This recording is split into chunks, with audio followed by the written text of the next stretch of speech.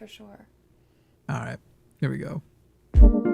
This episode is brought to you by our patron supporters. Today's patron of the day is Tycho Noir. Boy, I hope I said that right.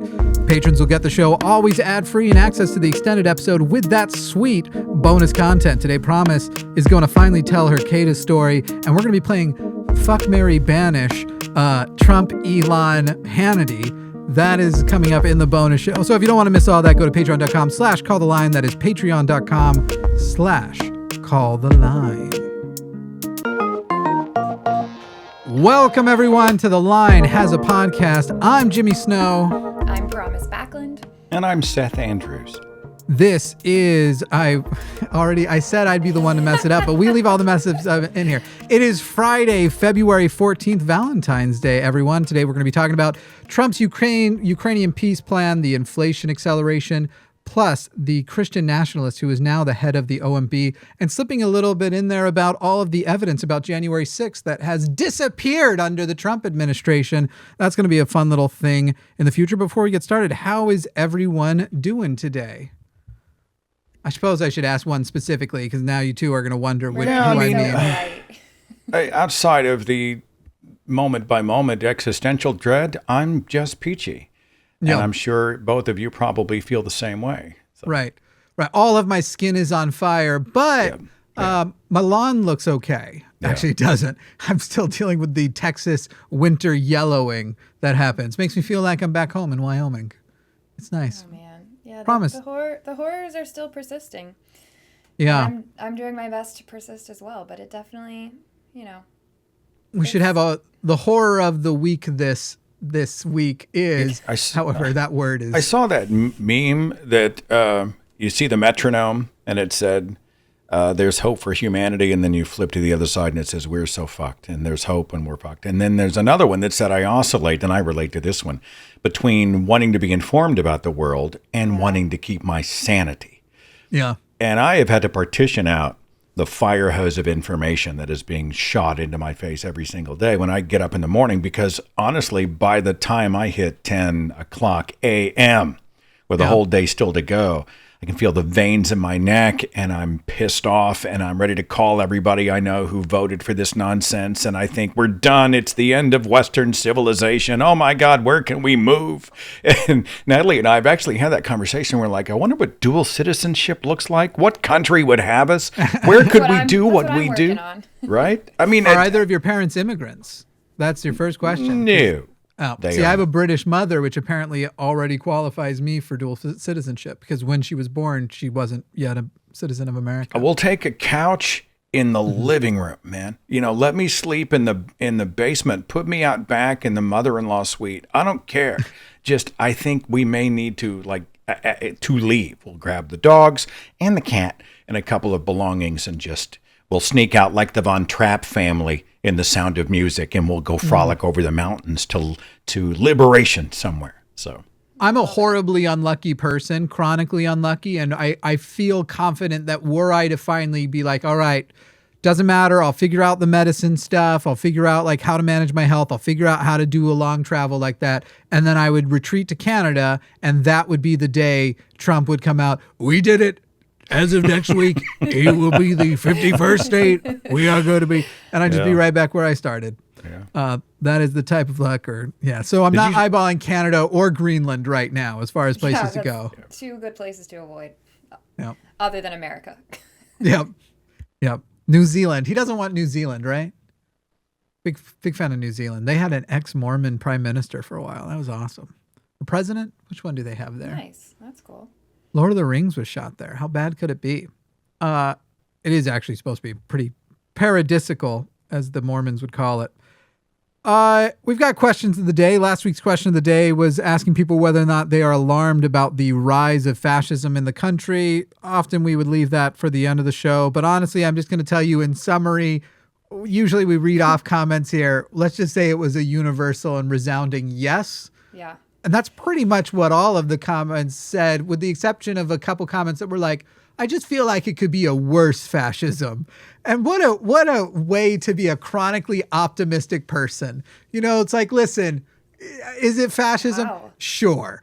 But Is it the worst fascism we could have? If that's bringing you joy, I almost don't want to take it away from you. I did. Don't let me walk on you. Promise. Go ahead. No, I got nothing other than I'm very alarmed. I was reading about where we get that term, fascism. It actually comes from an ancient Roman word. And the symbol for it, I believe it's pronounced fascio, is an axe, and it is supported by sticks. And so the axe then indicates the strong man, the strong leader, supported by the minions. And when we saw Mussolini rising to power in advance of the Second World War, he put together a group, and they named it with a riff on fascism, and they borrowed this symbol. He was obviously the axe. He was going to go in and cut, and he was going to, the typical authoritarian rhetoric, we're going to root out the undesirables and restore national greatness. And people said, yay, please take all my freedoms and power. And then before it was over, he was overthrown and executed. And, when people talk about, can it happen here? I just posted a Substack article recently and retold the story on my True Stories podcast about a 20,000 strong Nazi rally that took place in Madison Square Garden 7 months before the beginning of the Second World War.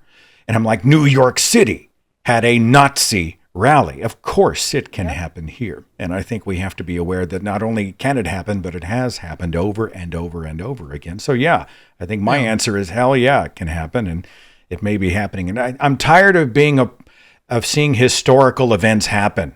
You guys, I'm really tired of being historical or being newsworthy. I just want us to be forgettable for about a decade, I've learned over the years that when I'm really invested in a hobby, that every now and then I should take a couple months off, and that when I come back, I'll be worse, but I'll quickly recover to where I was. And then the rate at which I progress again will get much better. And this is my metaphor for fascism. It was always on the incline, but every now and then we took some breaks and had a little bit of decline. And then next time when it comes back, it recovers and it gets better even faster on a curve. You guys both came out of fundy cultures. I'm talking on the road in Orlando at Florida Free Thought about authoritarianism and how my fundy Christianity primed me to respond to authoritarians, right? Strong man, whether you've got the male authority God and he's put the authority man underneath, and then savior figures come along and they say, God has anointed me and I've come to save us all. I was already kind of emotionally primed to lean into that and go, yes. And I hadn't made that connection between my religion and my eagerness sometimes to lean into savior figures. I don't know. Did you guys have to extricate yourself from some of that when you came out of your faith? I think ex-Mormons almost do it too far because I will say now I have, every time I realize I've been doing a little bit of hero worshiping, I become repulsed by it, and if anything, will begin to despise the individual that I was so like you come from I think I'm answering the right question. I was also checking my stuff here, I come from a religion where it's like I had a more personal, familial feeling about Joseph Smith and Thomas Monson or Gordon B. Hinckley, which were the prophets of my period of time in the church, than I had about my own grandparents, which is by design. Like you love them like they are family, and you revere them. And I believed in and knew more about the historical figure of Nephi than insert any actual existing historical figure. It's certainly any contemporary figure. It just very, very much that was like the full investment. And I actually think that now on the other side of it, I probably overcorrected. Unfortunately, the overcorrection that comes from Mormonism, especially amongst our ex-Mormon males, they tend to become very libertarian, and they often become like an anti-woke. It's sort of like I'm so mad I joined a collective cult that I will never join anything that resembles a collective again. Fuck everyone who isn't me and my immediate family. I'm just going to take care of us, which is somewhat understandable, but you do have to get over it and grow up after a certain point. And a lot of ex-Mormon men do not grow up out of that. But that's a different thing I could rant about for hours. And I will begin that now. No, I'm kidding. Go on, Promise. What's your answer? I really relate to that, Seth, because I do think I had to catch myself initially. As soon as I stopped believing, I was kind of looking for like, okay, where's some kind of leader? Where's somebody I can look to for some kind of authority in my life? But I think what made it easier for me to get out of it is that when you grow up in the church as a woman, you are constantly fighting that anyways, like where you're frustrated with the fact that it is that way because you constantly find yourself as a second-rate citizen, and it gets old really fast. I feel like if you aren't quite there, then it's like, well, it's kind of nice to have somebody at the very top. But I was like, okay, but why do I have to have like 5 people in front of me making these decisions in charge and everything? So I think what helped me is to finally be like, oh, I get to have a little bit more autonomy now. I get to have some responsibility. I get to be the one that makes these decisions. And now I do find myself more in a like, fuck the authorities kind of place. Yeah. That makes me very, very, very nervous about anything close to resembling authoritarianism. And now we have full-on fascism happening. So then I'm just like, I know what this feels like, and it's terrible, and it's not good for anybody unless you are the one guy at the top. So that's how I feel about that. Speaking of believing and maybe not stopping believing or don't stop believing, did you know that Paula White is married to the lead guitarist from Journey? I found that out this week, and that has wrecked my week. You know what? I'm so mad because I made a reel that went semi-viral about Paula White, and I like was writing down all the things I wanted to share about her, and I was like, I'll leave this fact out because it's pretty irrelevant. And everyone in the comments was like, did you know that she's married to the perfect SEO then? What you just described is perfect SEO. Yeah. Leaving out a thing you know everyone is going to bring up in the comments is literally perfect SEO. It's also why they would. If you all think that these viral posts with obvious typos are by accident, you are not. My typos are authentic. That's why you know I'm for real, and that's why my threads is dog shit. I do not have good algorithmic engagement. But seriously, which like leaving out that little thing that you know everyone's going to correct on or whatever is literally like now a business tactic. No, I do that sometimes. No notes. I think I can't get past every time I hear Paula White or hear the name, I just think of that clip that's been remixed to death where she's behind the podium going victory, victory, victory, victory. And then she's chanting in tongues, and it's so obviously manufactured. And then you think, who falls for that? And then, of course, the next thought is millions upon millions of people fall for that. But and the lead guitarist of Journey. Well, Journey. Mm-hmm. It messed up my whole week. Man, you know what? It's funny because I'll start to get concerned about shows like these where it's like we are way out of pace and out of line of what we're supposed to do. And yet this will be the episode where people will be like, wow, there's something about this episode that was way better than the previous episode. Sometimes the unplanned is inspired. You just never know. Yeah. It's episode 8. We're still finding our stride. The line is in podcasting now. I've got my personal podcast that's coming back here soon. Still figuring things out. It's going very well. It's just we've got to figure out. I don't know. Everybody here has been making content for at least a while now. With for example, the Thinking Atheist. How long would you say it took you to actually know yourself what the Thinking Atheist was before or after you decided to launch a thing called the Thinking Atheist? Well, it's funny coming out of a faith culture. The Thinking Atheist was always an idea. Yeah. We were taught to distrust our brains and the faith. And I just come to that point where I was like, we need to be thinking. We need to be using reason. Let's work this out. And so that was sort of a reminder to me. But I thought it was, I don't know if I regret it now or not. I may have pigeonholed it because a lot of what I do now is more humanist. We certainly go after the fundy faiths and truth claims made by religions. But, I may have started too soon. I first said the word atheist in regard to myself in 2008, right? I'm in my late 30s. I was hot. I felt like I'd been lied to. I was mad at myself. I was just now being introduced to all these new ideas. My whole worldview had shattered. Am I going to lose my family? Is my boss going to fire me? What in the world is going to happen? Because most of our clients at the office were churches. And the owner of the company was a believer. And I'm like, what's going to happen to me? And so anonymously, I started the YouTube channel in 2009 and the podcast in 2010. And no one saw my face and no one knew my last name. And I just played it cool and behind the symbol like this until the summer of 2011 when I finally just said, fuck it. And there was a local event in Tulsa and they said, would you come and speak? And I thought, come what may. And so I said, all right, I'll go. And it was like my coming out as a non-believer. And so that was in 2011. But the show itself, the website and the YouTube in 2009. So that's 16 years, and the podcast a year after that. So I've been around a little while. Yeah. Yeah.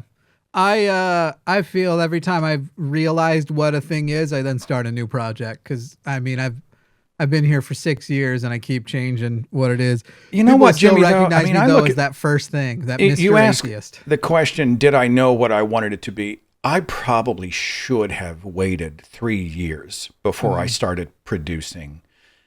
My thing was, I was desperate to be a part of the conversation.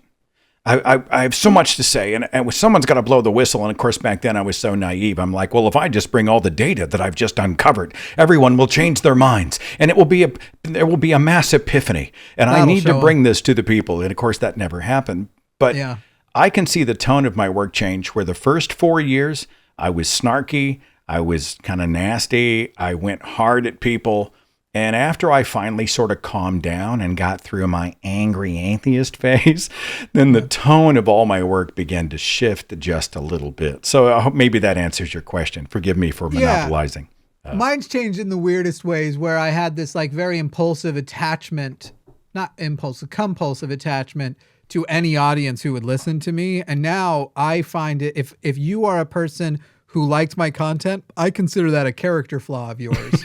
So it's really changed a lot over the years. Wow. I don't know. It's all. Anyway, what do you all? So this week's question of the day is not topical or thematic to today. I thought we'd try a fun one because I think that a lot of people like to complain about things. Today. Yeah, sure. It's actually more than anything, really. So. Less than the way we have done it, attached to the outline of whatever we're talking about that day.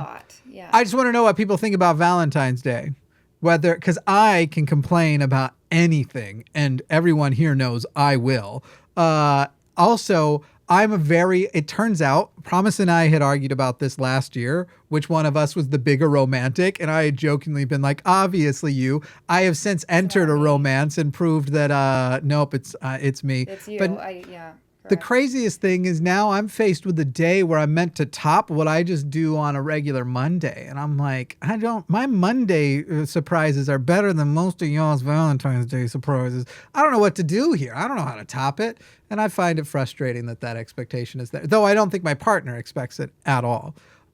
It's just society does. And in Valentine, I don't need you to tell me what day to love my partner. It's weird that we restrain that in the first place. But I don't know. Also, I just kind of feel like the person at the party that's like, oh, you got this brand of chips? You know about the genocide they contribute to in Lebanon, right? Like, on the one hand, I actually am that way and I try to not eat genocide foods. And on the other hand, no one invites me to parties. So, like, what do you do?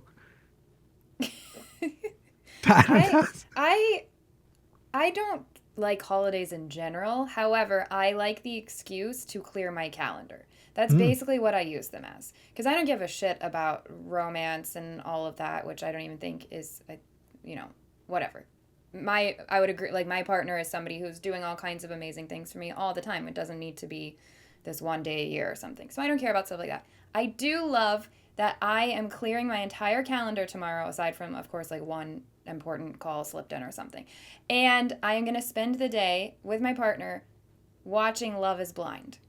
And that is all I want out of a holiday. I was unaware that anyone treats Valentine's Day like a real holiday. I thought Valentine's Day didn't start until 6 p.m. Oh, listen, with me, if there's something on the calendar, it's like, oh, wow, President's Day. Okay. Got to clear the calendar. Not really. But, for something like this, I was like, let's Calendar Appreciation Day. Right. I didn't even know. Oh, look, it's Arbor Day.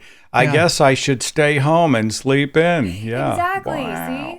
Well, I sure hope it might even be. Calendar. I can't remember if it's on this outline or not. I think it was in the first draft.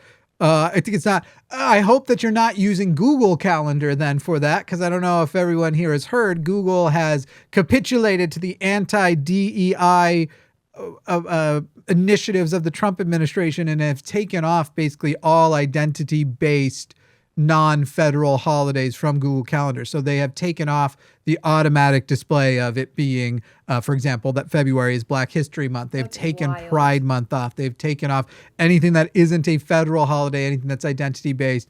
They're taking it off. And then my favorite thing about their excuse was like, well, Google Calendar is in so many countries and all that stuff. So, it's not like we could hire people to like keep track of all of those. They've already done that. They're not adding them in. They're removing all the ones. And you're also, maybe they don't know this, you are Google.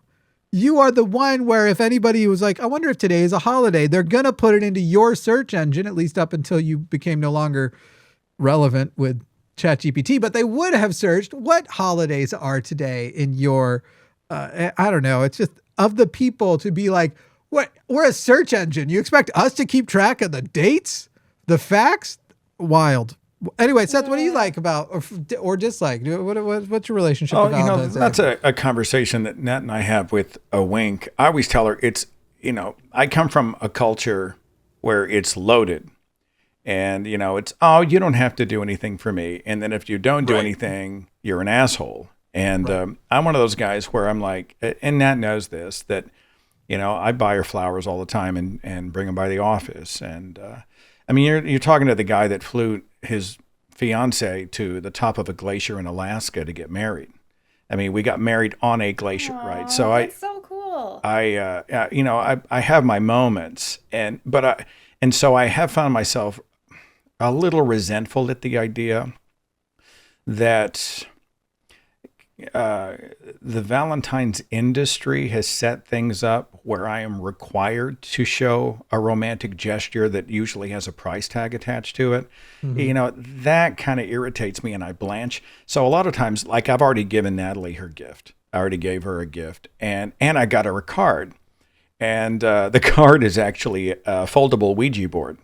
And you open it up and it says something like "Till death do us part." And you open it up and it's an actual Ouija board with a movable little planchette, and you can spell out something like "I love you," and then after you pull it out, there's a picture of us together. And so I'm able to capitulate a little bit to this this imposition upon our romance, while also making it my own. The funny thing, though, being too, it's not just that you're supposed to do it for this day, otherwise you look like the asshole who didn't. If you were just to wait a day and reduce that price tag by 85% because of all the day after sales, now you're still the asshole. What's important is that it go on a credit card and you be put into debt on Valentine's Day because this is America. I will be going tomorrow, the day after Valentine's Day, to get the half off clearance candy. I can't eat candy anyway. I'm very exciting for people who have been keeping track of the developments of my health issues and the diet that I've been having to be on for the last year because of them. We have added 2 foods. I am up from 3 foods to 5 total foods right now, and we're going to try and introduce a 6th food this weekend. By the end of February, I might have a solid 10 foods I can eat each day.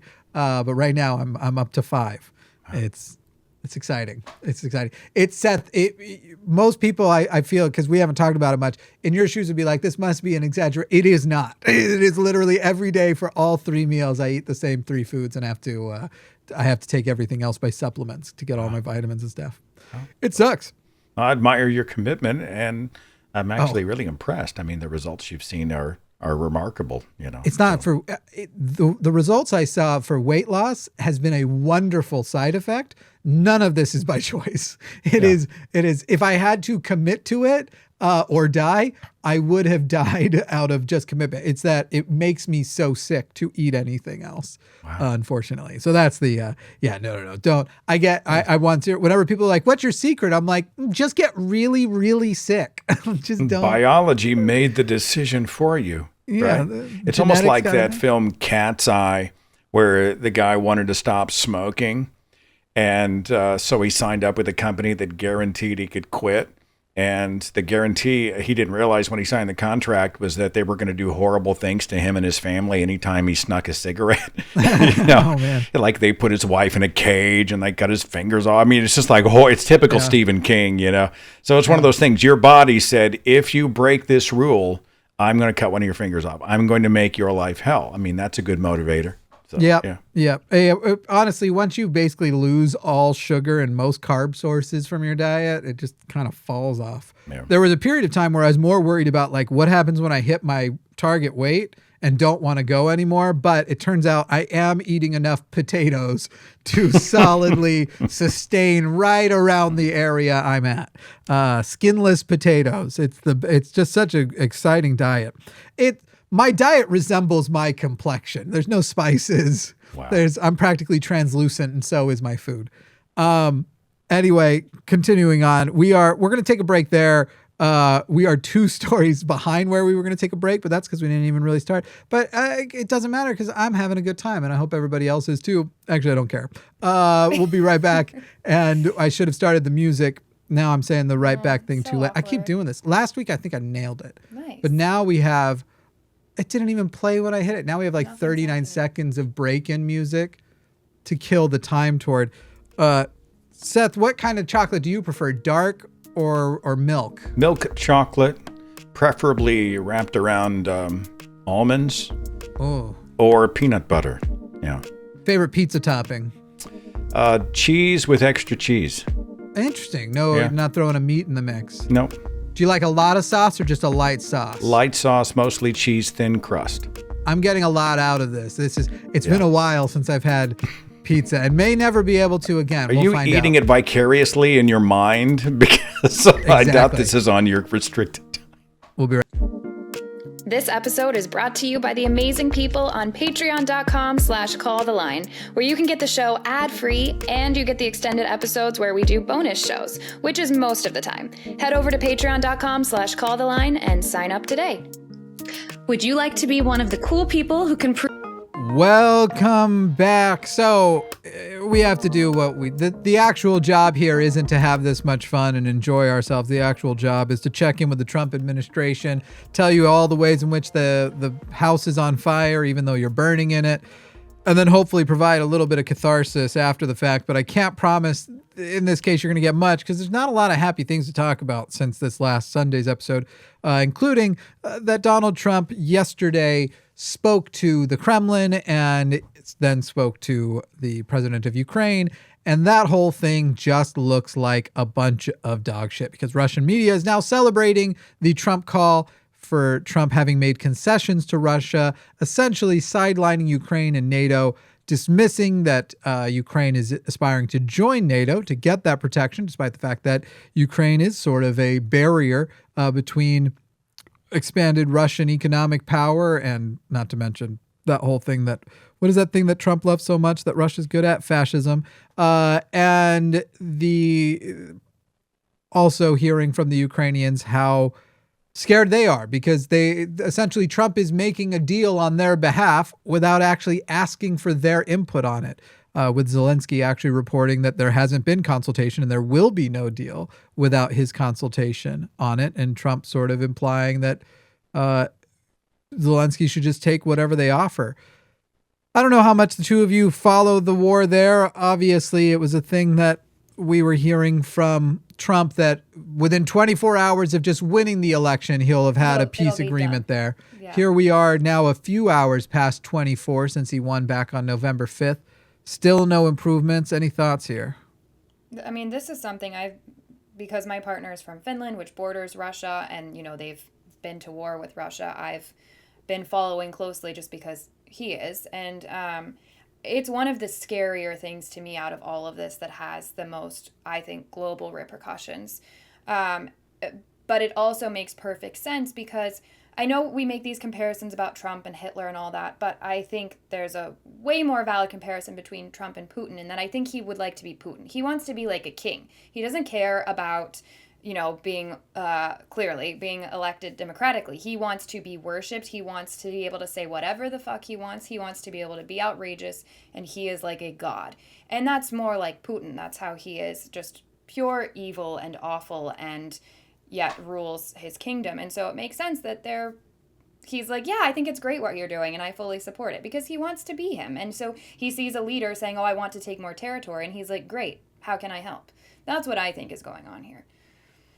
Yeah, or Kim Jong-un. That sounded more Un-esque to me as far as his aspirations to be a god king. There's certainly no doubt that Trump has always responded to the strongman, which brings us back to the authoritarians, right? Those who won't be questioned because they put the fear in everybody. I was interested in, this is a few weeks ago, so this is before recent developments, but roughly 60% of Russian citizens were said that they agreed with or supported Putin in his invasion of Ukraine, which I think they probably see as re-annexing. But most of them really didn't know what the goals were. Like they didn't know the details. They didn't really know what he's wanting to get out of it. They were pretty much uninformed. But they're like, okay, well, that's 60%. And I find that fascinating. I forget what the population of Russia is, 180 million. And I think the power of people, everyday people, and then I make that leap across the ocean to us. And I'm like, the power of 360 million citizens in this country against a few oligarchs.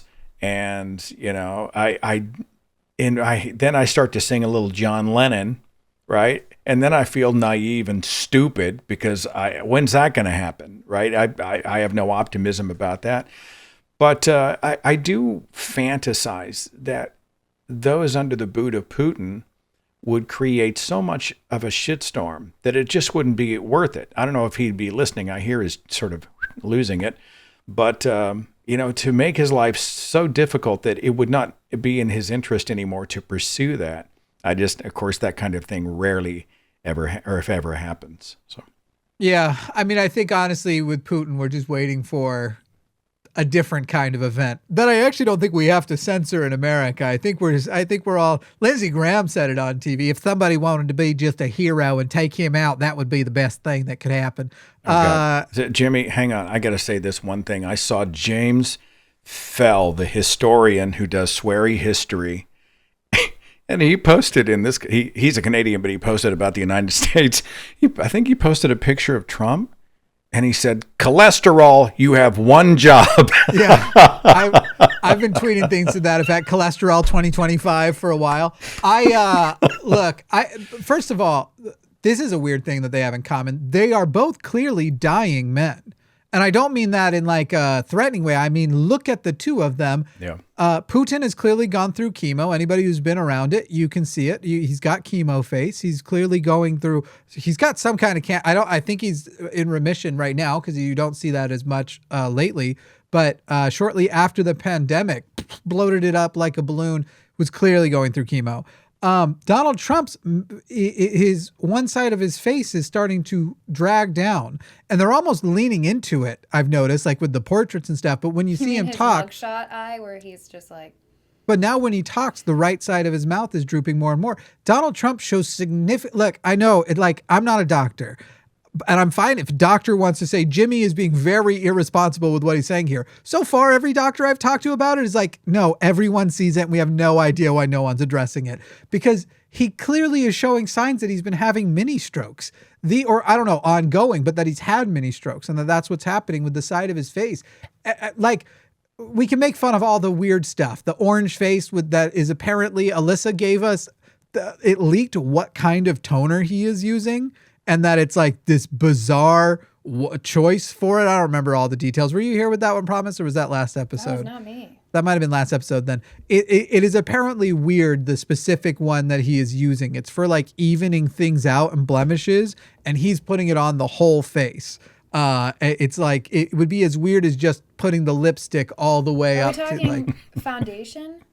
It's like I think it's like a blender, like not necessarily something you wouldn't put on your whole face. You would like bronzer. Maybe try to something like that. Yeah, that's maybe like a concealer or something. Maybe that's what the word is. Orange bronzer all over. Yes. And so we can talk about, and I intend to talk about how funny looking he is all the time, but we're totally, Joe Biden, if he showed up with this isn't even hyperbolic, I'm serious, not hyperbole. If he showed up with a slightly scratchy throat, it was 3 days of news that his throat was scratchy and this is a sign he's going to die this weekend. Like that kind of shit comes up.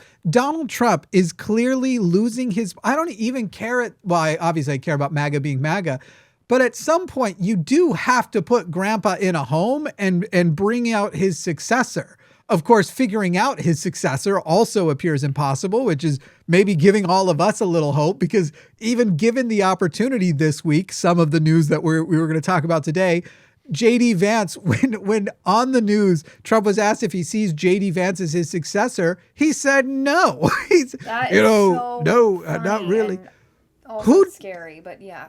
Who does he see as his successor? At least we're getting some news that. Yeah, I think Promise is right. I think in his delusion, I don't think he's processed his mortality. He is living as if he's going to live forever. That's what I think. But we do know, well, I shouldn't say no. It would appear he has accepted that he isn't going to try to get a third term, because apparently a lot of these short-term things he's doing that have such big effect, a lot of the planning is because he doesn't care what happens after his 4 years. He's only talking in terms of, I only have this amount of time to do it. And like the tax cuts we did back in 2016, you won't see the bad effects of those until more than 4 years later. Right now, we would start to see it more. We actually already have. It was a big part of what drove inflation in the last few years. But they're going to do it again to get those short-term benefits to cover his term as well as other things. So he is thinking in terms of, I'm only here for 4 more years, and placing his bets like that. At some point, he does have to decide. And look, there's not a polite word I can use to describe, even I feel like from a lot of the right's perspective, why it's not going to be Trump Jr. Like Donald won't give Trump Jr. a compliment. It's not going to be Eric. Eric's, even if I think just how well Saturday Night Live made everybody perceive Eric as the idiot when he actually may be more nefariously dangerous than his cokehead brother, Don Jr. Just that perception of him will be, I don't have in my head who Trump would even accept as a person he would endorse next election if he is alive, which I have a lot of doubts is going to be the case. Anyway, his blood is KFC gravy. I don't know how he would be making it that far. When he goes, 2 things are going to happen. And he could be 108 years old and die. And there will be conspiracy theorists who say that somebody poisoned his chicken. 100%. Yeah. And Elon will be the conspiracy theorist. That's right. There are going to be, no matter what, he could live longer than almost any any male in the history of males. And they will still say it was a conspiracy. And you realize when he goes, he's getting a king's funeral. He is going to be paraded in the streets. There is going to be fanfare, probably unlike we've seen anything in my lifetime. And I cannot fathom never before. I cannot fathom as he would say. So, I would he'll be a martyr no matter what. Whenever he dies, however it is, he will be a martyr. I assume you're saying the resurrection conspiracies that will start too. He's not dead. He's coming back. First of all, Trump is JFK. Just so everybody knows, that's how it all worked out. The QAnon conspiracy, he actually is JFK. He just couldn't tell you that because then he would have to run for a 3rd term. Couldn't do that. I'm pretty sure that was one of the QAnon conspiracies. Why JFK didn't come back. They figured out that he is JFK. I guess I'm trying to visualize it. First of all, I already think presidential funerals are way excessively fanfared. Jimmy Carter was a sweet man and everything, but the whole time I was watching that, I was just like, like I said, I've overcorrected for having been a Mormon, but it's just, this is too ritualistic and gross. This is so worshipy. The even just watching ritualistic marches, the way they're carrying him up the thing, the whole thing I thought was fucking weird. But then I complained about music at inaugurations in the past, and obviously this last one was the wackiest inauguration of them all. Can somebody turn on my guitar? Anyway, if you know, you know. I guess I hear you saying like they're going to top even that. You think they'll go like further than, Bobby Kennedy got like the train parade across the country. You're thinking something like that, or even I think further? It's going to be a different animal. I think we are going to see, with JFK, even after his assassination, and given our history of presidential funerals, I don't think we in America have seen the type of cult allegiance, the cult of personality. I mean, we're talking about the guy who had a golden statue at CPAC, where he was being represented by those NFTs, where he's a superhero, where they're AIing a bunch of six-pack and pectoral muscles on him, and there is such a dear leader quality, this blind culty adoration and abject loyalty to the man, that I think he will be treated like a kind of messiah when he goes. I think there will be effigies. I think there are going to be probably events in every city that people will organize locally or regionally. I think there's going to be a lot of culty paraphernalia and iconography. I think it's going to look like a religious ritual, a cult ritual when he dies. And I think you think they're deferential to him now. I think when he goes, unless he's fucked up their lives, which, yeah. And you two check me on this. My whole thing is I want to change minds. I was indoctrinated. I was worth rescuing. I crawled my way out, right? Let's not give up on people. That's my thing. I've come to the point now where I've, at least in my gut, think they're unreachable. Where the only way they are going to learn is if the guy they just put in, the 900-pound gorilla, screws them over. If they pay more for groceries, if they lose jobs, if their crops go bad, if they can't get health care for grandma in the home, if horrible things happen to them, this may be the only way they get it. And I'm kind of won't do it. I'm kind of here for that. Because it won't work. I don't think it'll happen because I know so many. We've watched this with people that believe in a God, where they read the story of Job and refer to that as a beautiful story. And it's just like, oh my God. Mormons convince poor people to pay tithing before their bills. Right. You're so committed to this dogma, which I think is what's happened here, that you will rewrite, like they'll literally be like, oh, all of us farmers just happened to suck this year and that's what happened. It's not Trump's I don't fault. think they'll take personal accountability either. I think it'll be... Sure, but I think they do that before Biden saying that it's anybody else. And Kamala... Trump, Right. It's going to be figuring out who to blame other than them. Look at now. But the tariffs are not Biden's fault. Like if a tariff immediately brings financial calamity upon a farmer, he's going to see that. That's why. They'll blame you don't it think on the so? other country. No, I they'll think literally that's say what will happen. Yeah.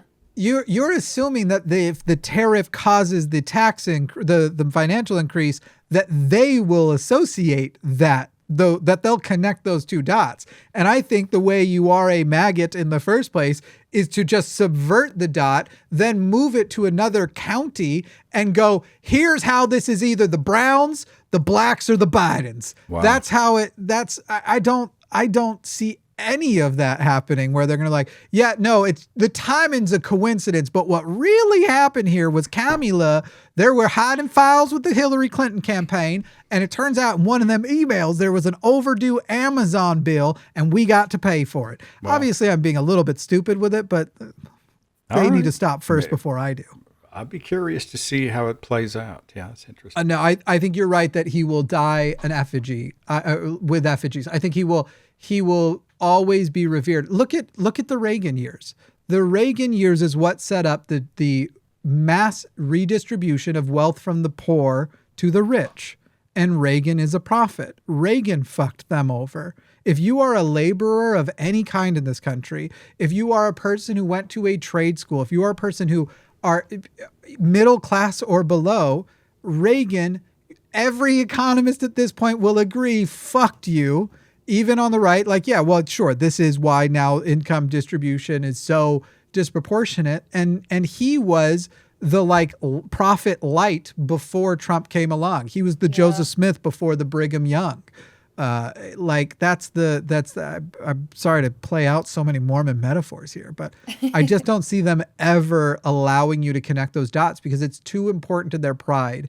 And they would rather die poor in a ditch knowing that the queers were wrong and I told them so than they would like to see equality and ever feel like there would ever be any value in having a life where they're happy if they can't see that other people are miserable. Even to the point, look at what they're voting for in the first place. They're all right now talking about wanting to cut off aid to California unless they meet these political things. But they're willing to give aid to North Carolina. They're willing to give aid to Mississippi. These places that are disproportionately taking more in welfare than they are paying in out of taxes. And who's paying for their welfare states? Fucking California. California is the biggest contributor to their welfare. And they're like, but let's not give them the money when they need to recover from fires. These people, they don't understand the basics of how anything works. And it's so easy to just point them. If you can get a black, lesbian, blue-haired woman to make the scapegoat, that's basically bingo for them. They haven't found her yet. She's out there in the wild somewhere. But I mean, not to beat the dead horse, Jimmy, but I just think, like the woman who went to prison for January 6th, and when she was there, she realized I was wrong. I'd essentially been brainwashed, and came forward and publicly said, I was a Trumper, but this is bullshit. And then whenever she received the pardon, she refused the pardon. Right. And one other guy, that's the thread I'm hanging on to. That's all I'm saying. I think that we will continue to see that, which is amazing and great. But I think it's still going to be such a small amount of people because, I mean, we know the effort it takes and like the heartbreak that goes into completely redefining reality, basically. And that's kind of what they're looking to have to do. I love that story about that woman.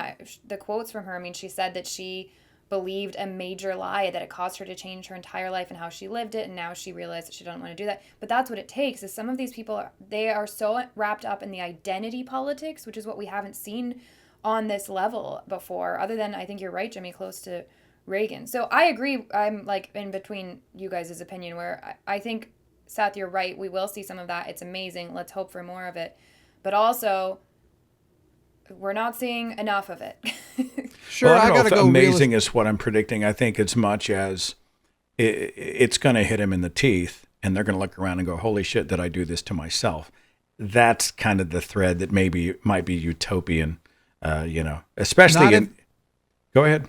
Not if on that day where the news is being reported, a trans woman is about to compete in sports. Like, I hear you on the one woman who changed her mind. There was a man as well. And he said that basically he changed his mind because he went into recovery for being an alcoholic. And once he was sober and lucid for a while, he realized how bad that was. That's 2 out of 1,500 who were pardoned and many tens of thousands who attended. Yeah, so if you're asking me if whatever percentage 2 divided by 1,500 comes out to will change their mind, probably. Well, we're also with the oligarchs and the information bubbles. I published a 2015 expose on Fox News. I mean, I came out of religious broadcasting at a time. I was part of the Reagan years. I was born in '68, so I got to see Reagan deregulate media, and the idea was he was going to democratize media to make it more opportunistic for everybody else. And then instead what happened is a few major corporations came in and they bought up everything. So like even in this city, most of the radio stations are owned by like 4 companies. And if you listen to the KISS FM in this town, it's going to sound just like the KISS FM in that town and in that town and that town. And you saw these major money players come in.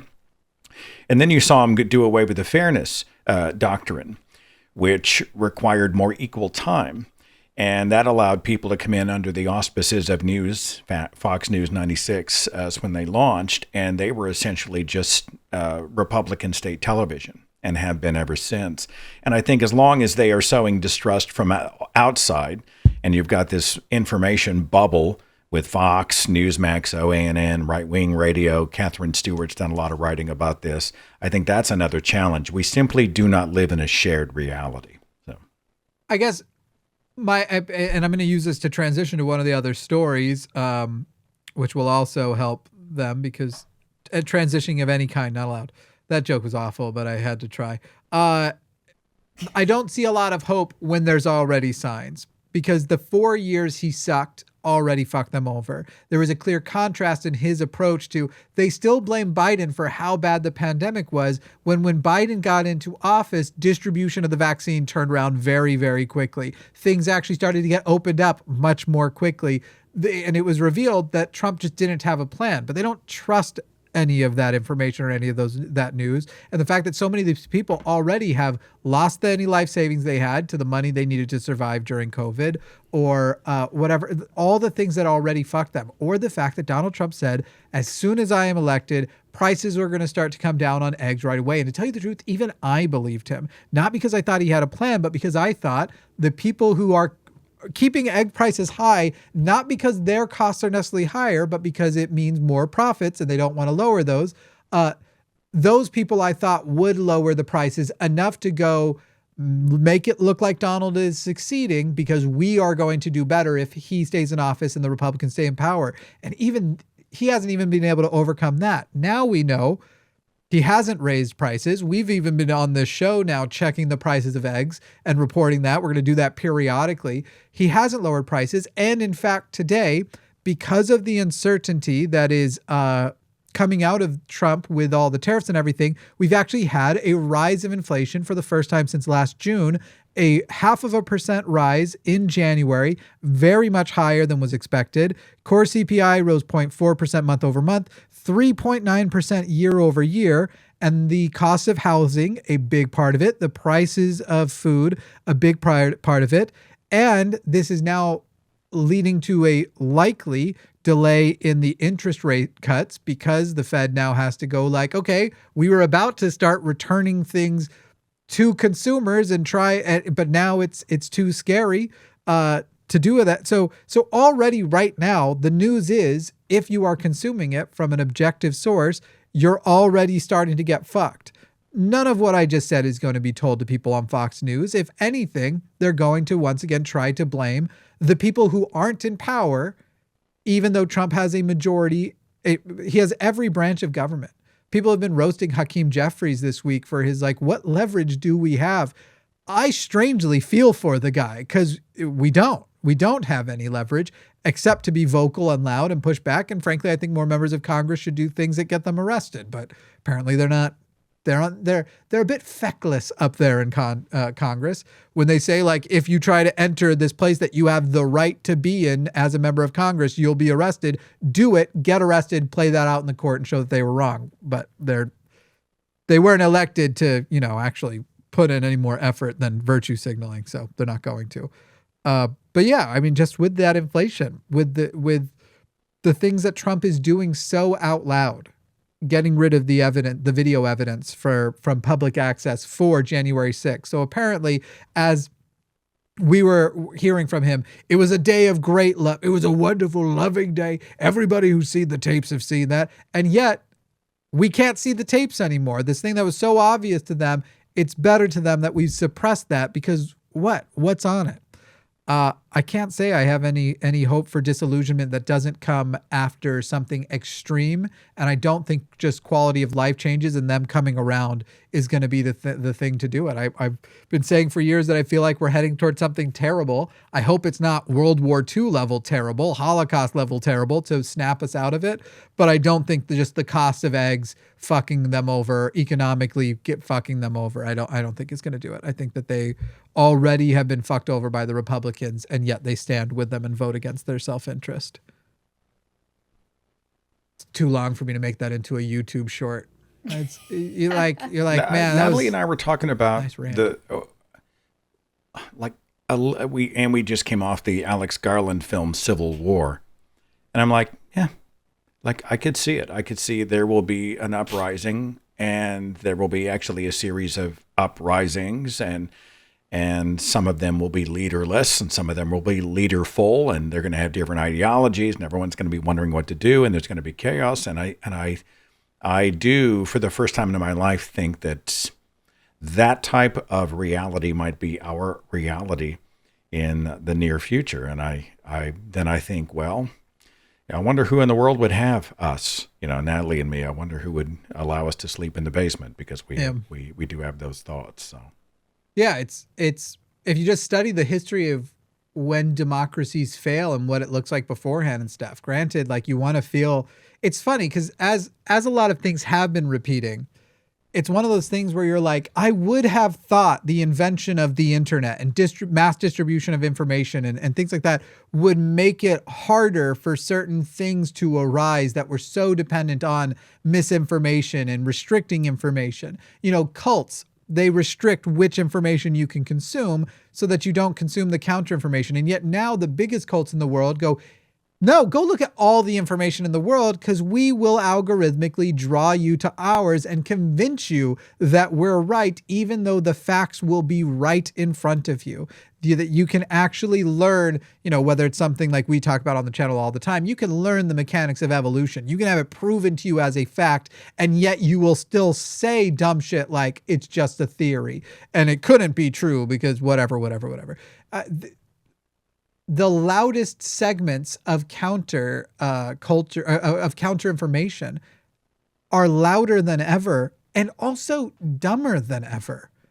Like there's not a nice way to say it. Elon Musk, for all the great things that people think his contributions might be, says some of the dumbest fucking shit. So even if he has a high IQ, which I want to give him the benefit of the doubt that he does, he has been convinced to either be an idiot or be a monster who takes advantage of idiots. And maybe it's a mix of the two. I published an article last year. Richard Dawkins had come forward and said something about what a great patriot Elon Musk is. And now Richard Dawkins wrote the foreword to my autobiography, right? I was like, God damn it.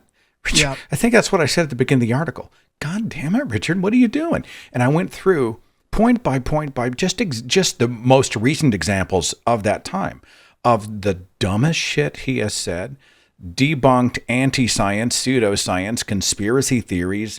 I will call it hate speech. I mean, wasn't it the guy with the kids who were trapped in the cave and Elon wants to send the submarine over to help and they're like, this is bullshit and a publicity stunt. We don't need it. It's impractical. And what does Elon do? He calls the guy a pedophile. I mean, and there's a long list and that list is growing by the day. So the Elon bros who were like, well, man, he's only the richest man in the world because he's a genius have obviously never seen or heard the things that are coming out of his mouth or that he's posting online. It is interesting.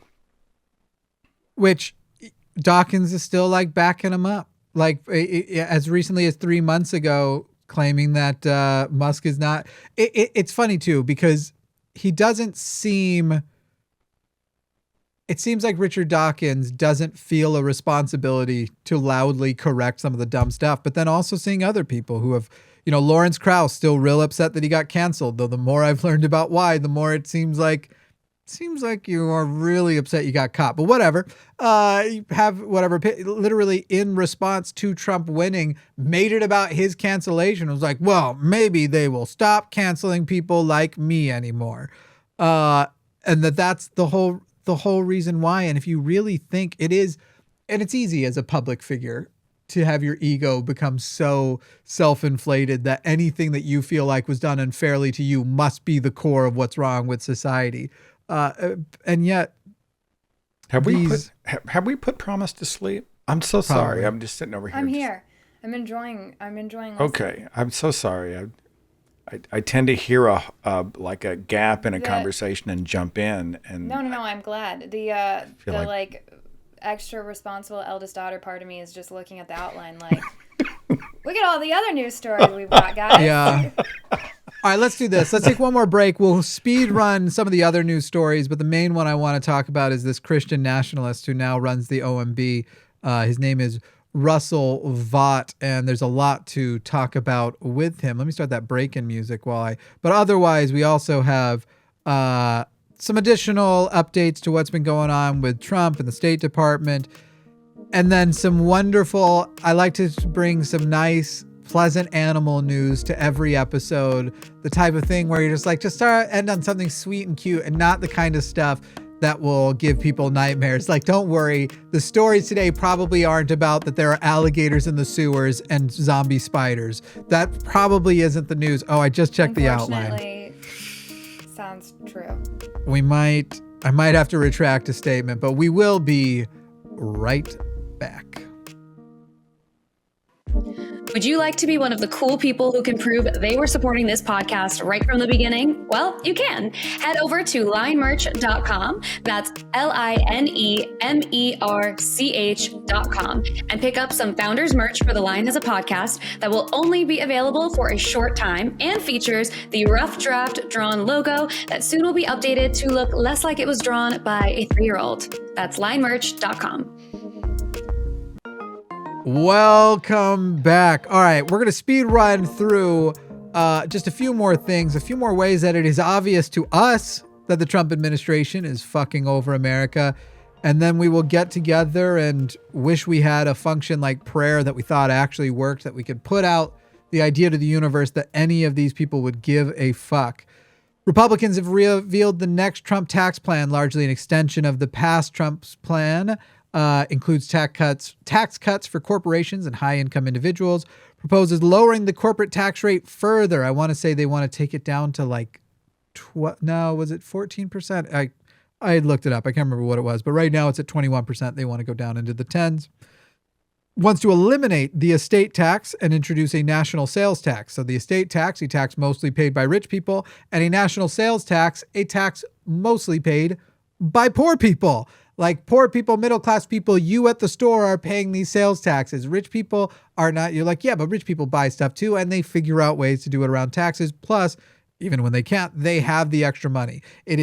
Trump's tax plan, the Republicans' tax plans have always been, how do we take money that the poor right now have and give it to rich people? That is what they are doing.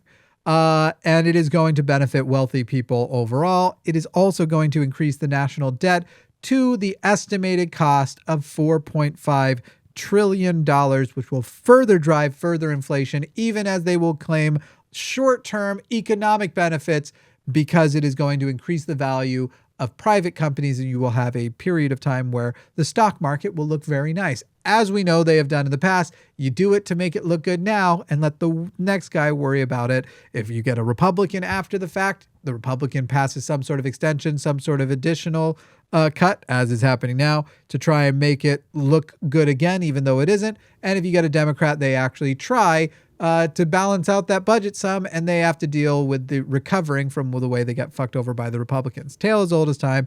It's a tactic as old as time, and they're doing it again. Anybody thinking about how excited they are that more of their money, I don't think any of us are poor, but I also don't think any of us here are rich. Could be wrong. Seth might have a Lambo. I'm pretty poor and broke.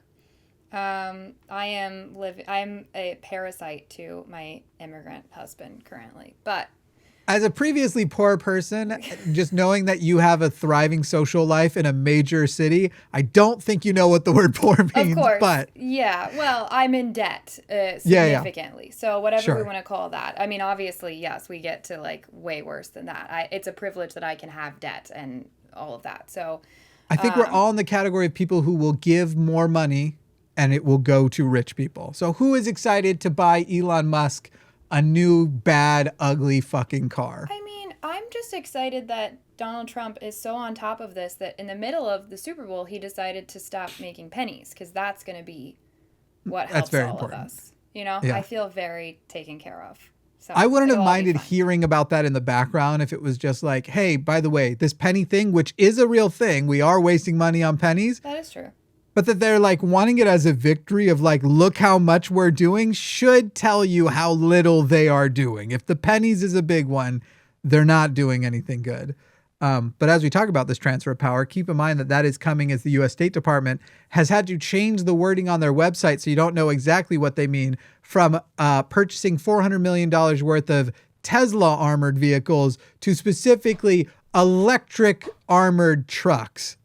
They changed it so you wouldn't know which ones they're buying, because the internet doesn't keep a record of those things. So the U.S. State Department will be spending $400 million that will be disproportionately paid by you, middle class and poor people, to give Elon Musk, the richest man in the world, more money to buy those ugly fucking trucks. And if only the State Department had them, I'd almost be okay with it. Because like right now, I'm so annoyed when a police officer, like you're driving and then you see one put on their lights and you're like, you looked like an Uber, like just like a regular little Hyundai out there. I do like state and police vehicles to be distinctly otherwise it feels a little like you're trying to trap people, a little tricky. I don't love cops though, so there's that. But I would, if we made everything those ugly fucking vehicles, and so you just always recognize them from a mile away, that would be fine.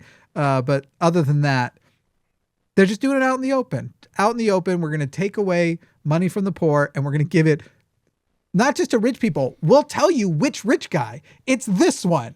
The guy who talks like he always has peanut butter in his mouth. It's him. Think about it. New York Times had published an October article. This is pre-election. This is in advance of Trump. And they had actually created graphics. The article was called U.S. Agencies Fund and Fight with Elon Musk. A Trump presidency could give him power over them. That's prophetic. And they actually had charts which graphed his contracts, aka conflicts of interest with his companies like Tesla, SpaceX, etc. And then there's a separate chart that shows all of the investigations that were going on right. into Musk's business dealings and conflicts of interest and sneaky underhanded stuff. And of course now he's it's Christmas and we're watching him just behind locked doors. I have people there's a discussion going on in my wife's circle right now with some MAGAs on her tennis team, and they're watching Elon and the five guys, including the one nicknamed Big Balls, who was posting, I think he was posting the racist stuff. I get them all confused, but this guy who used to be known as Big Balls, who's creeping around behind locked doors with access to $6 trillion in treasury funds and all that other stuff. And they literally say, what's the problem? He's eliminating waste. How do you know? And so we respond, how do you know that? Like, where's the transparency? And I think that's back to the authority, right? They see someone he's a big, strong, white billionaire dude. Right. Who happens to align with their political candidate, and they are willing to surrender everything. You can have Social Security. Do what you got to do, right? You got to break some eggs to make the omelet. I trust you. Just call me when it's fixed, and we'll have utopia built together. And I'm just gobsmacked. I can't. What's wrong with these people? Because if Biden had taken Mark Cuban or Bill Gates and five guys from college and thrown them in the Treasury Department, people would be tearing their Fox News T-shirts, right? Yeah. And the things they're doing are blatantly obvious. They're going after agencies that had the investigations open, like you said, against Elon, but also they're shutting down the Consumer Finance Protection Bureau, which is probably one of the good parts of government, where every dollar you give them, every dollar to the CFPB gets 10, 20, 30 times that dollar amount back to consumers. But consumers, again, aren't rich people. Rich people don't get that money back. So this is the place that makes sure that bank fees are not predatory.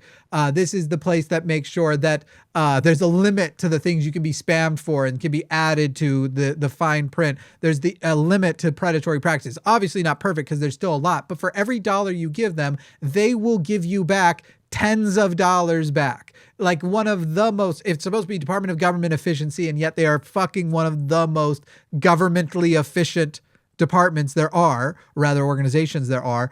And it's because it only helps poor people and middle class people. It specifically doesn't help rich people. If you take them away, poor people will spend more money that will go to rich people who hoard the fucking money. And it's like they want a revolution to happen at this point. Have you seen that meme? It says, should I write my IRS check to Tesla headquarters or just mail it directly to Elon? Right. Yeah. Did you guys see the press conference the other night in the Oval Office with Elon with his son telling? And so I thought, I listened to Lawrence O'Donnell from, MSNBC, and I love what he had to say about it. This is his exact quote. He was describing the scene of watching this weird press conference play out. Elon's wearing his weird coat and his hat and all this stuff. And he goes, all politicians wear that weird coat for some reason. You're talking about the one that's knee length. It's like a felt Neo jacket. I don't know what's happening. It looked like it wasn't his. He was borrowing it from Trump or something, but Could be. it says the person who's helping, or O'Donnell said, the person who is helping him do that stood over Donald Trump in the White House today, thereby delivering a picture of presidential subservience, the likes of which we have never seen. He called it the most powerless image of a president of the United States ever caught on camera, which it did have that look. Like, that's what was wild, is I was just like, Trump is just sitting there. Also, did you guys catch Elon's son? What he's telling the kid? He turns to Trump and says, "Shush your mouth right now. I want you to shush your mouth." You need to leave. And Trump is just like sitting there looking like all like sad. I don't want to be here anyway. Yeah. I've made so many mistakes. But Somebody end my misery. I have this hope that hearing these petty things, saying, talking about how he looks like a subservient president and all this, I know that he's out there Googling his name all the time and seeing these things come up. I hope it starts getting to him. Like the Time magazine cover, President Musk with him behind the Resolute desk. It was beautiful. I think he loves these things. Not when they first come out, they piss him off, but I literally think he just calls Hannity and goes run counter programming, because it means if they engage it, he stays in the news. He's constantly on mind. And while we're talking about the Time magazine cover, and I'm doing it too, I'm not saying that this is something I am guilty of these are distractions. Even trans people in sports, distractions. The stuff that they are doing right now, but making you sure that you are focused on what Elon looks like now, don't get me wrong. I think he does. I don't think he likes Elon, and I don't think two narcissists can, but right now, all he has to do is call Hannity, call Fox, run the counter programming, talk about it, set that down. All of his people, his base, they're going to be unaffected by it, but us here sitting here, the leftists and the liberals who we love and sometimes get frustrated with, we are, I don't know what you are, Seth, so that was why I included that potential category. I'm a liberal humanist. I don't know. Yeah. I think I may agree with Promise that I don't think there is enough room in Donald's tiny heart for anybody but Donald. And I think that sentence could have gone a lot of ways. As someone who he's all about dominance, right? Yeah. He's always doing that sort of chest thumping, acting out of what a dominant male is, all the way down to the handshake, right? I just think if people say President Musk, I do think it drives him crazy. I think what it will actually take, though, is we need Elon to sleep with somebody that Donald has a crush on. Well, who wants a horse? Who do we know that Donald has a crush on that wants a horse? Because we know that's Elon's move. Offer him a horse. I look, I hear you, and I do think it bugs him, but I do think he also, one, I think probably being the president, despite the fact he's bad at it, is busier than he has too much time. We know he obsesses over things, but two, remember who otherwise he likes. He likes Putin, even though everyone was talking about how Putin is playing you like a fiddle. He liked Kim Jong-un, even though everyone was talking about how Kim Jong-un is playing you like a fiddle. All you have to know is the compliments for you to personally give him. I knew it when I saw it last week. Oh, that's ideal. Wow. Last week it was obvious why the Elon tweeted out something along the lines of like, I love President Trump as much as a heterosexual man can love another man. Was that a real tweet? Yeah, he really tweeted that, and that's all he has to do. That's it. Right, it's just course. A little bit but hear me out. What if he has an affair with Ivanka? I'm just saying. Then Jared Kushner would have his father threaten it with. What was the whole thing? Like maybe that Kushner would have Saudi Arabia probably dispatch somebody with a sword. Is what I would. I think about how petty his dad was, sending videos of his brother's affair to. I'm trying. The details are. This wild. Is daytime television, man. This is daytime television. I don't know if we even have time now. We're gonna have to speed run it. Do you all know about Russell Vought? He's the Christian nationalist put at the helm of the OMB. In a peripheral way, no. I mean, that's all I got. He actually did serve also as OMB director in the first Trump White House, and he is now back. Except for now, he is back as one of the key architects of Project 2025. So as we all know, Russell Vought well, as we all know, Donald Trump said on the trail, I don't even know what this Project 2025 is. It's so weird. Everybody wants to associate with me just because everyone I know is working over there. And now this man who wants to advocate for infusing Christianity with government, wants to make sure to remove entitlements under the guise of self-reliance. You know, you people with your cancers and your the systems that are keeping you in poverty and everything, pick yourself up by your bootstraps. But by the way, we've actually started taxing your bootstraps. You now owe the government bootstraps that we give to Elon Musk, but pick yourself up by the imaginary bootstraps that we say are left. Not a big fan of separation of church and states, and wants to implement what he calls radical constitutionalism, which I think means returning to slavery, but he's never said that one directly. And this was a man who was actually confirmed 53 to 47, because for all of the things that people think that Mitch McConnell is showing cojones about this time around, Christian nationalism is not going to be one of the ones that he opposes.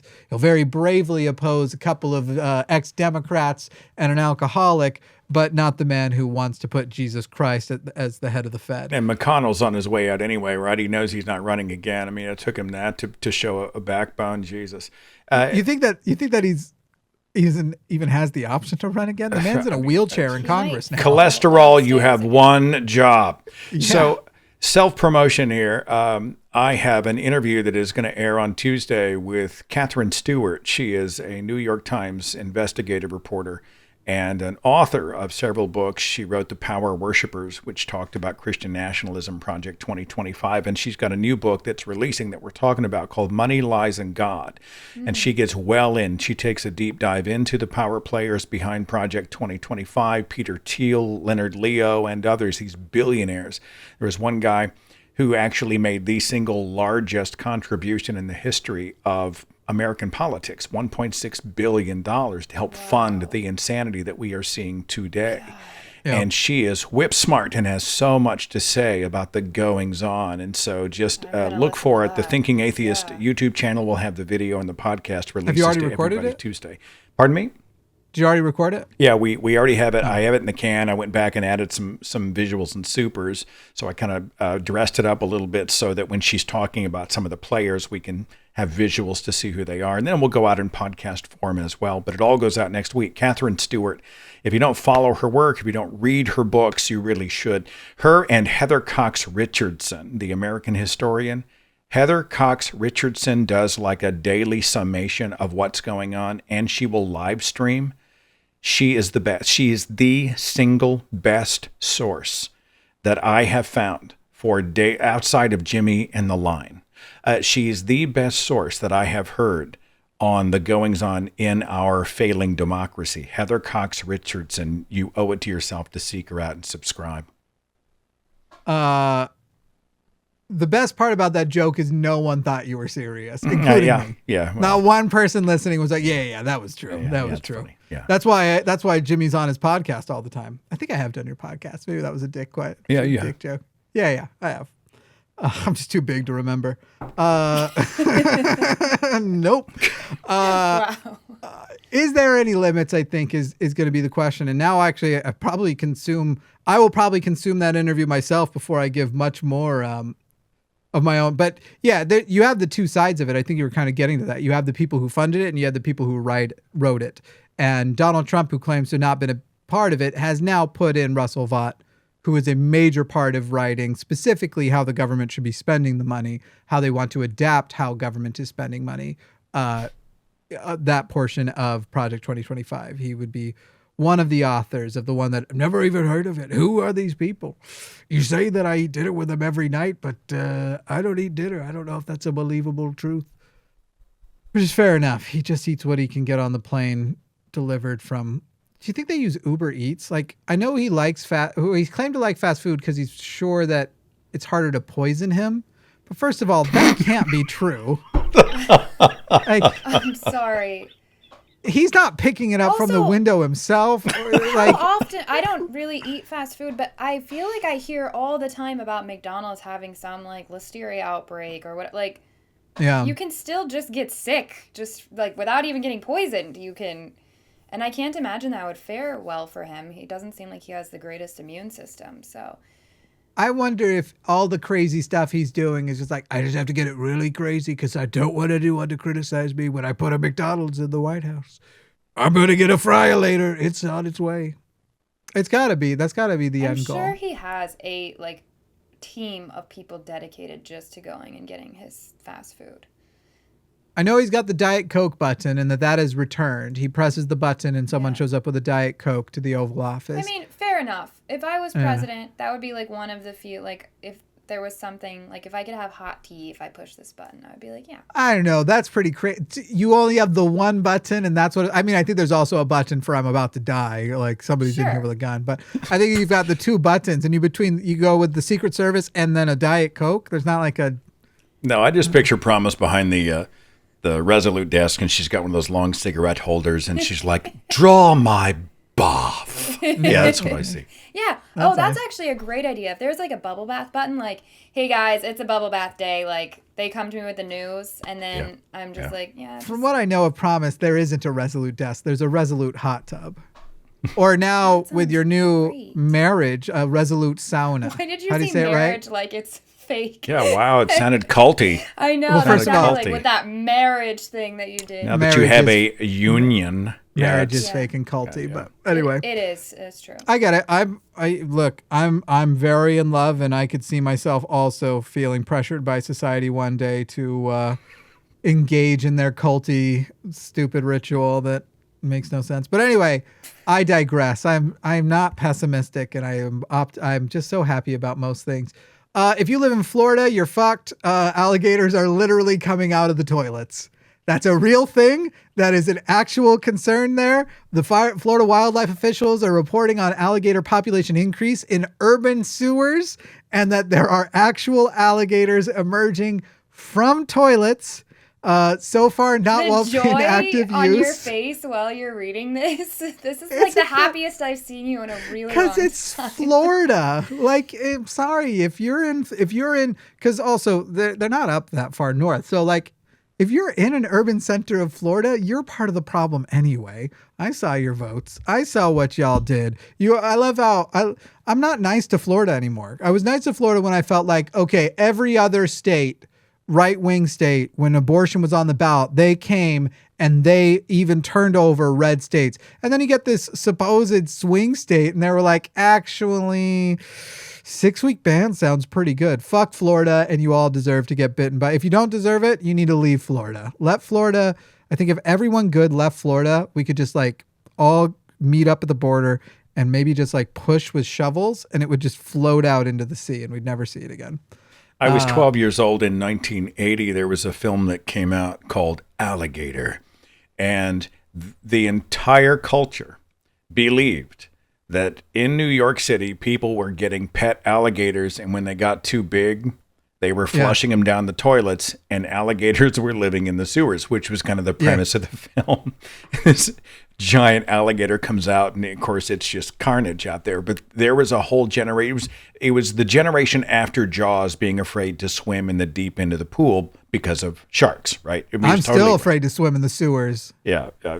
Because of it. No, New York is home for my family, and I've lived there. It's hard to call it my home because it wasn't for very long. But a lot of people there still believe there are alligators in the sewers. It's still a common common rumor. Yeah. Right. Oh yeah. Out on Long Island. Oh yeah. Well, it's a classic film. It's very 80s, but it was iconic for its time, and it scarred a generation. So when you say alligators in the toilets, that's the first place my brain went.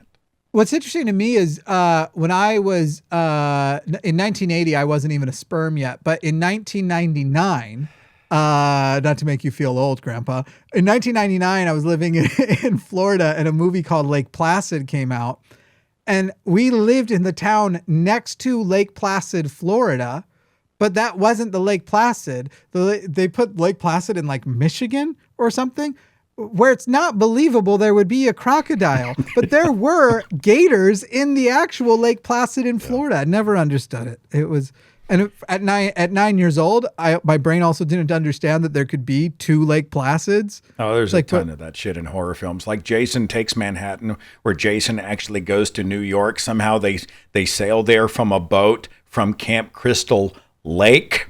So they get in a boat on a lake, and somehow they're able to go over land and end up in New York Harbor. That kind of shit happens all the time. It's part of the charm, I think. It's so charming. Yeah. And then last bit of like cute animal news to brighten up your day. The a new BBC documentary has uncovered and revealed zombie spiders in the Amazon.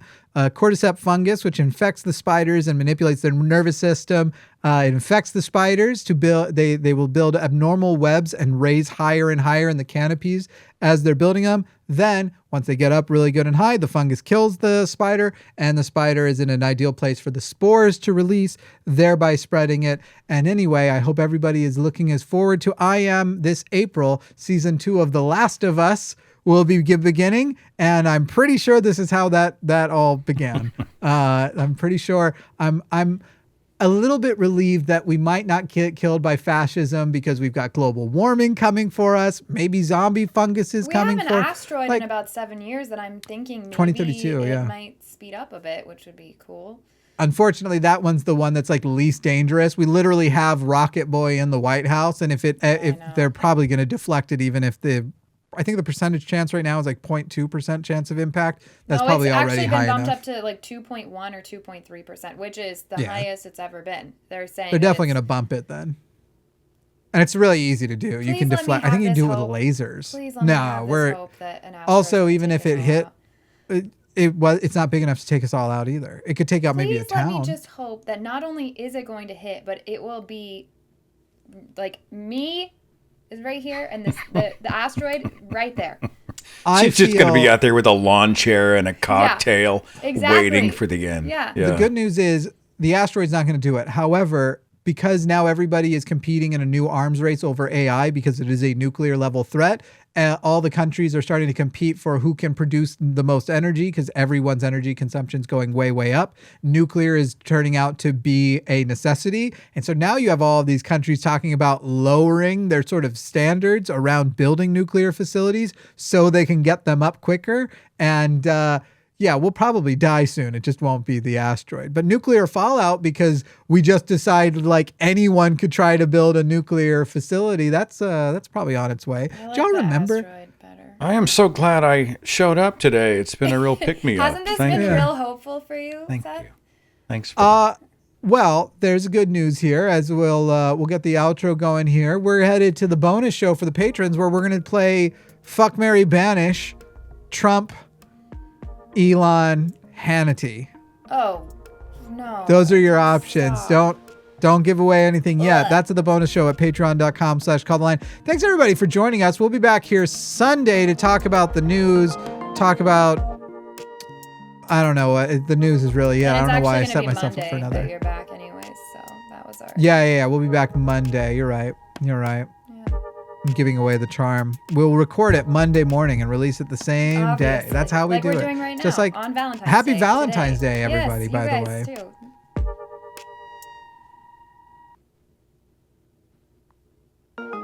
Okay. That's the end of that. Now it's the beginning of the bonus show.